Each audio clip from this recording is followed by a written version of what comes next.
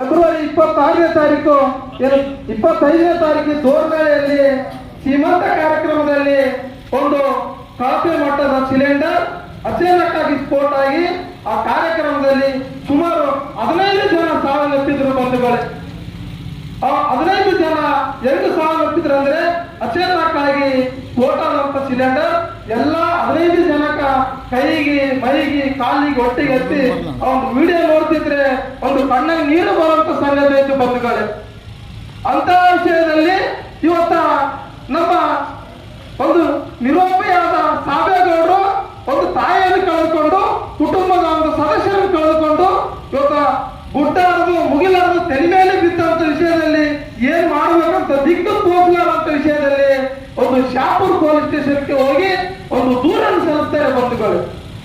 ಆ ದೂರನ್ನು ಸಲ್ಲಿಸಿದ ಪ್ರಕರಣದಲ್ಲಿ ಒಬ್ಬ ನಿರುಪಯೋಗ ಸಾಬೇಗೌಡರ ಮೇಲೆ ಮರಳಿ ಆರೋಪಿ ಚಾರ್ಜ್ ಶೀಟ್ ಅಲ್ಲಿ ಸೇರ್ತಾರೆ ಬಂಧುಗಳು ಪೊಲೀಸ್ ಸ್ಟೇಷನ್ ಅವರು. ಆ PSI ಶಾಪುರ್ PSI ಅವರು